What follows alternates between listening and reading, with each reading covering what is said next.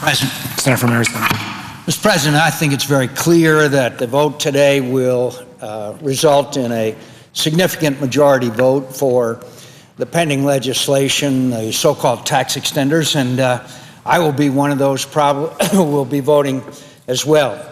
But I must say, in the brief time that I have, I must say that there's almost an Orwellian experience here on the floor of the United States Senate as compared with the rest of America.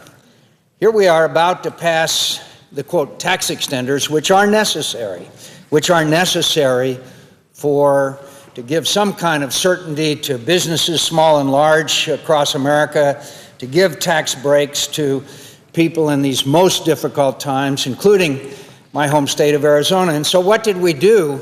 Rather than just extend the tax breaks, which is what a majority of Americans want, we engaged in the continuing practice, which has alienated the majority of the American people, of loading up with unneeded, unnecessary, unwanted sweeteners in order to, I guess, get votes or satisfy special interests. I quote from the Wall Street Journal this morning, entitled "The Hawkeye Handouts."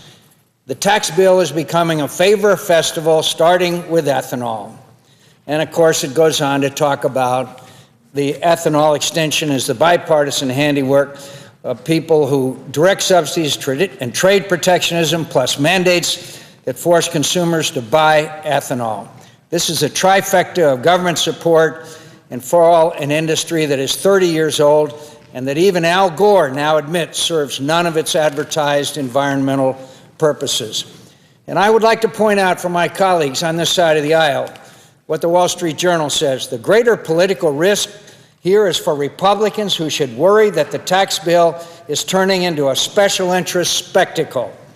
The bill revives a $1 a gallon biodiesel tax credit at a cost of nearly $2 billion, and there's $202 million for, quote, incentives for alternate fuel, $331 million for a 50% tax credit for maintaining railroad tracks, and so on.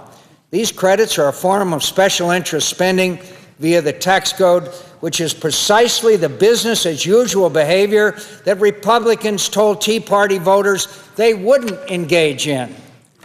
These business subsidies are grease for Senate votes in favor of the deal, so the only chance to remove them would be the kind of public outcry that attacked the Cornhusker kickback and other Obamacare fiascos. Call these ethanol favors the Hawkeye handouts. That's what this bill is all about. And I say to my colleagues, I'll vote for it, but it's not what the people said they wanted done on November 2nd. Now, I understand that unless online gaming, poker playing, gambling legalization comes up, we will probably go to an omnibus bill. That omnibus bill is going to be loaded down with earmark and pork barrel spending, which is a direct betrayal of the majority of the voters of November 2nd who said, stop the earmarking, stop the spending, stop the outrageous pork barrel projects. This omnibus bill comes up, loaded down with pork barrel spending. We owe it to the American people to stop it. What we owe the American people is a clean, continuing resolution with no additional spending on it that would be good for 45 days, so the new Congress, in response to the American people, will act in a responsible fashion. Mr. President, this bill we're going to pass contributes to the debt and the deficit, contributes to the mortgaging of our children's futures. I say to my colleagues, we should rise up against any omnibus appropriations bill, and we should only enact a continuing resolution. And I say that to my colleagues on this side of the aisle that may not have gotten the message of November 2nd. Vote to have a clean continuing resolution.